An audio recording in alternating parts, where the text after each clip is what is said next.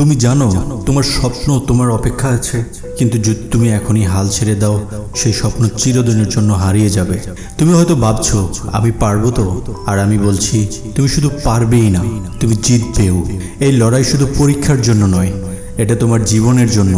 আজ যদি নিজেকে বদলাও, সারা জীবন তোমাকে কেউ থামাতে পারবে না। মনে রেখো, পরীক্ষা শুধু একটি প্রশ্নপত্র নয়, এটা তোমার ভবিষ্যতের দরজা খুলে দেওয়ার চাবি। যত কষ্টই হোক, প্রতিদিন পড়া, প্রতিদিন শেষ করো। আজকের কাজ কাল ফেলে রেখো না, কারণ আগামীকাল আরেকটা যুদ্ধ অপেক্ষা করছে। ভোরবেলার সময় শোনার মতো মূল্যবান, সকালে মস্তিষ্ক সবচেয়ে সতেজ থাকে, তাই কঠিন বিষয়গুলো ভুলে পড়ো। পড়ার সময় ফোন, সোশ্যাল মিডিয়া সবকিছু দূরে রাখো। যখন মনোযোগ 100% পড়ায় থাকবে, তখন গান মস্তিষ্ক গেঁথে যাবে পেরেকের মতো। প্রতিদিন নিজের কাছে বলো আমি পারবো, কারণ তুমি যা বিশ্বাস করো তোমার শরীর ও মন সেটাই করতে শুরু করে। পড়ার মাঝে বিরতি নাও, মস্তিষ্কও বিশ্রাম চায়।